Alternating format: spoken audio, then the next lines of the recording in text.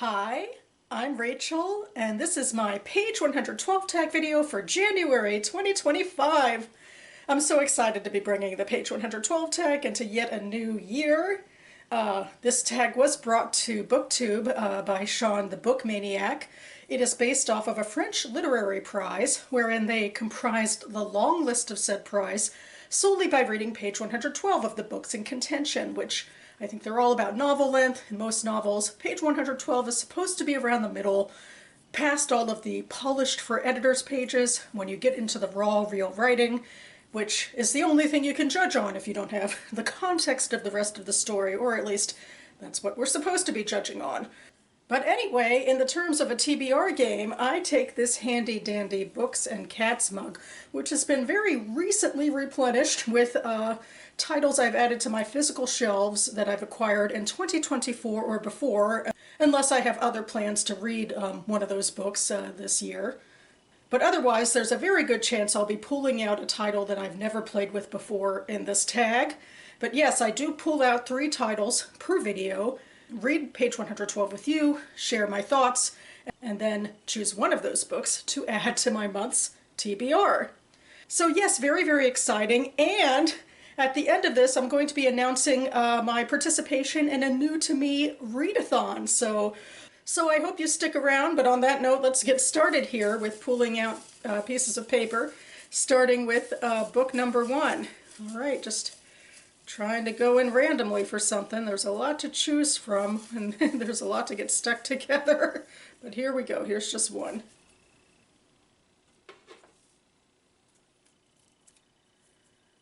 Happiness by Aminata Forda. This is indeed a new to my shelves book that I acquired, I believe, back in April as part of US's Indie Bookstore Day, that haul. It also made it big in the BookTube prize. I've been eager to get to this one.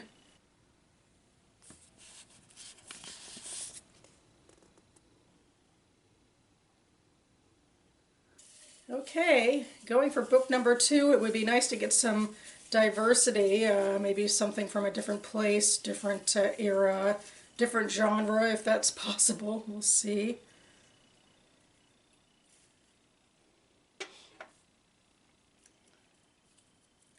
Oop. Oh, The Magnificent Esme Wells by Adrian Sharp.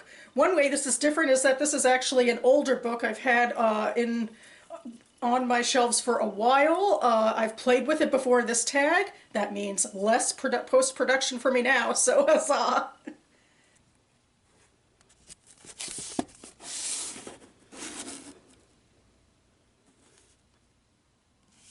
And finally, book number 3. Dare I hope for another older book, but then I'd also lose out on the excitement of something new, so we shall see. Oop, I think that's 2 and 1. Oh boy, these really are going to stick together, aren't they? But this is just one, all right. Oh, She's Not Home by Lena George. This is also an older one that I've played with before, so what do you know? Good for the post-production. Maybe not quite as exciting as you'd hope to start out the year with in terms of new content for me, but I'm excited to start playing and sharing these books with you.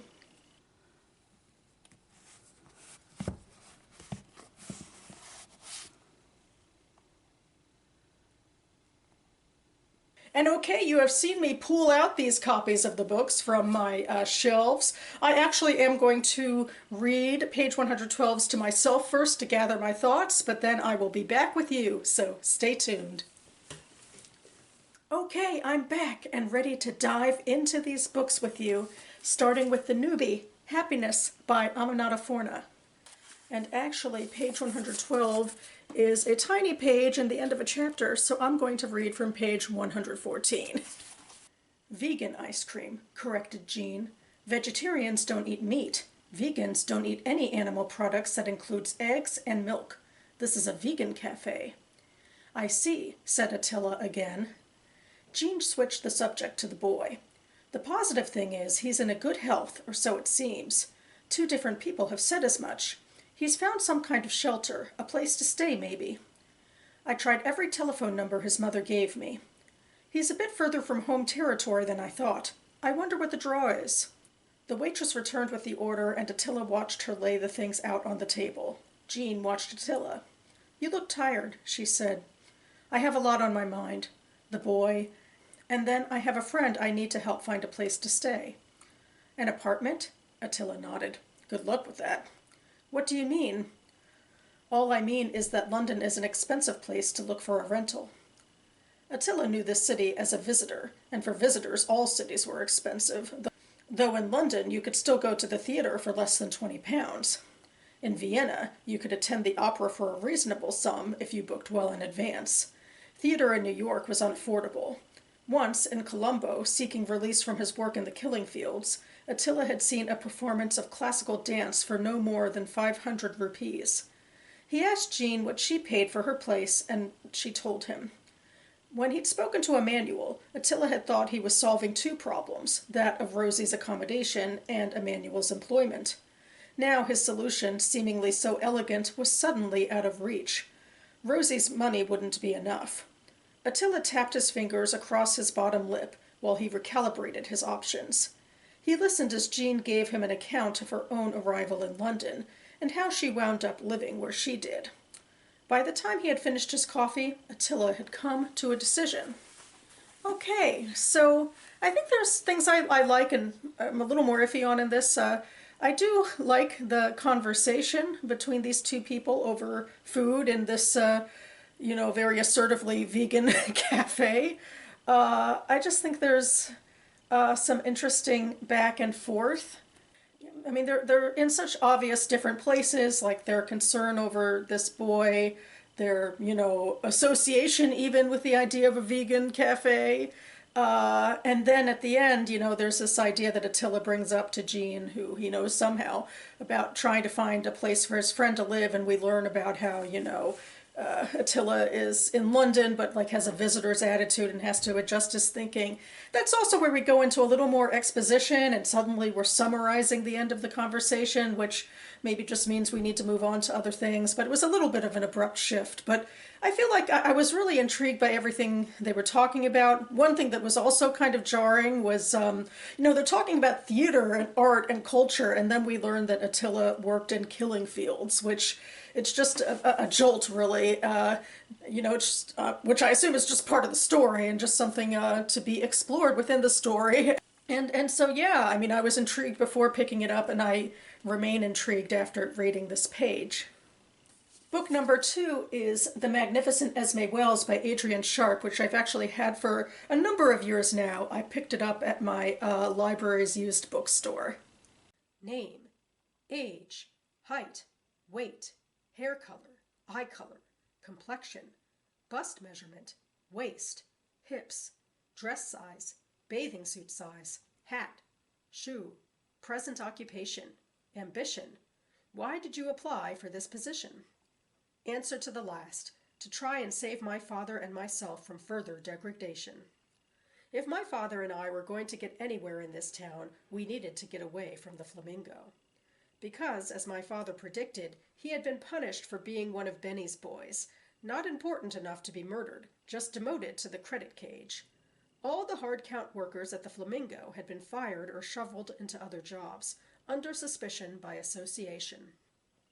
It was hard for me to see my father, now in the brass cage, no matter how fancy the design of it, pushing stacks of chips across the counter, where he reminded me of his own favorite betting clerk, Carl, from Hollywood Park, rather than the desperately carefree gamblers Carl served, and of which my father had once numbered. Okay, so I guess I think this is okay stuff, it's an interesting, character conundrum coming up about why this woman would want a job. Obviously, it has very important personal stakes for her, and it even references the Flamingo, which is important enough to be on the cover of the book. So there we go. And I know enough to understand that this, deals with, gambling and the mob culture and that sort of thing. So, I see the little nods in there to that, which is intriguing on its own. But I feel out of the three of these, this seems to be the weakest to me in terms of writing or personal interest. So I think I'm just going to go put it down. And finally, book number 3 is She's Not Home by Lena George, which I got a couple of years ago, again for indie bookstore day of sorts. This is from a Baltimore-based indie publisher. I'll link down below. What? The phone felt so useless. She couldn't even see him. Not that she ever wanted to see him again, but hitting him might actually have made her feel better. What are you talking about? And where are you? She ignored his last question. When did Tim Wagner... She squeezed her eyes shut. He couldn't know she was crying. I'm so confused. What about Tim? I'm about to drive Brandon and Todd home, so I can't really talk. A gust of wind roared through the phone. Hold on. A door slammed. Okay, I'm in my car, but this has to be quick. He seemed so far away. It felt impossible that he was sitting in the parking lot of the school they both attended, a place where they'd claimed to be each other's best friend, that their previous life had even existed. But obviously it had, somehow, and somehow they had also gotten here. She took a breath and tried again. This afternoon, Tim Wagner came up to me and said... Tim had been so casual about it, and now she couldn't even force out the words. Tim what? I didn't tell him about that stuff if that... I don't care if you didn't tell him. The prospect of listening to him explain how he hadn't actually walked up to Tim and told him, as if that could possibly be the issue, made her want to throw the phone against the wall. At this point, I'd feel better if you did. Jeremy sighed. Well, that makes sense. Can you just tell me why you're calling? Can you not be an asshole? Okay, not trying to be, but I have no idea what you want me to say here. Well, then I don't either. Mariana didn't know what, exactly, she wanted from this conversation. Okay, so on second read, I am comparing it a bit to the first one, that like we're in media res again, but in like middle of conversations and all of that, but actually thinking now about how this remains rather unclear in a way. We don't even get the names of the two people talking, Jeremy and Mariana, until the very end of the page. And most of what they're talking about is this interaction with this Tim Wagner guy and like this maybe, tense moment from the past between the two of them that might have come up with Tim Wagner, I guess, but it's all very vague on the page. We don't know what they're talking about. The only way we'd have any idea is if we had context from the rest of the story. The only thing I could assume really is that they are school friends or were school friends and are now in a more fraught situation. But, the page seems to very much just be about them talking around each other and not really connecting. And I mean, if we had the context, this could work in terms of like understanding their characters and the way that they operate, but certainly it gives us really little context on the page about what actually is going on between these characters, which is so different that even though in the other book, there was such a variety of characters, I think you could really zero in on the specifics of the tension almost immediately. So that's an interesting, comparison, and it certainly makes this book a little less feasible, I suppose, for winning the page 112 tag. Okay, so for my decision, I do think I am going to get rid of the Magnificent Esme Well first. I feel bad, I have played with it multiple times, and I didn't give a huge explanation in the clip about why it didn't work, but I do feel like, it's just a list of, for an application and a quick, thought about the father. It just isn't as dynamic as the other two. It's just not fully there in terms of material on the page. So I feel like that's why it tends to be the weakest when put up against other page 112s like the other two, which have conversations and much more kind of going on in the present.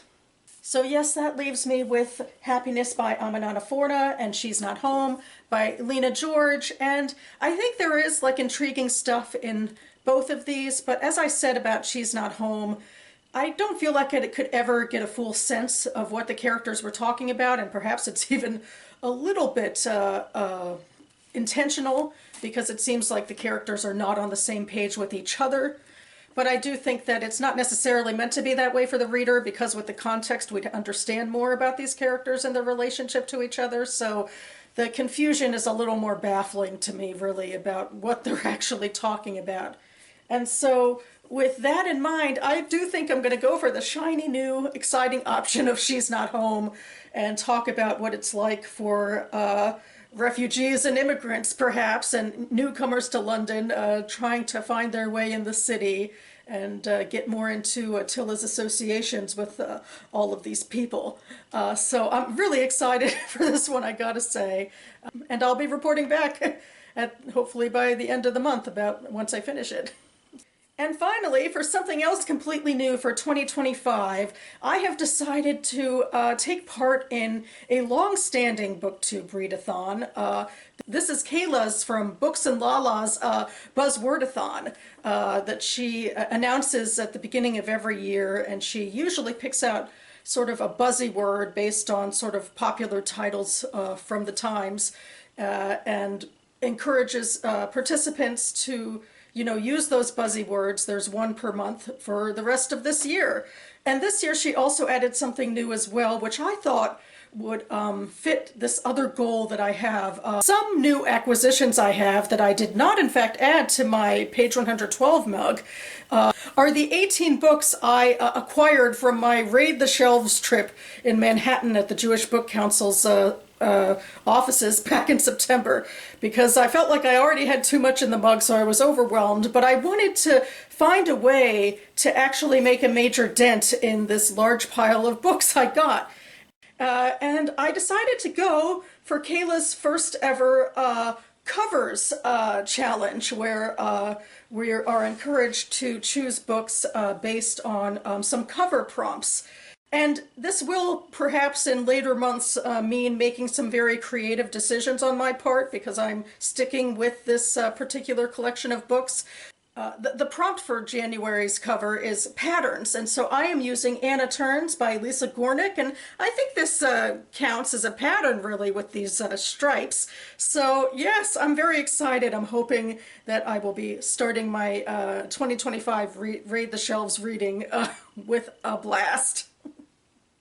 And that about covers it for me now. I will leave the Goodreads links for all of the books I listed down below, and also for Books and Lala's Buzzwordathon and other, literary things I have mentioned in this video. And now that I've spread all this excitement around and added a couple books to my TBR, it is time to start reading. And I intend to be back on this channel very soon with my first Am Reading update of the month, so stay tuned for that. I hope all of you who are choosing and reading your books, either through readathons or TBR games or anything else, are having a great start to the year with those choices. And thank you so much for watching, everyone. I will see you next time.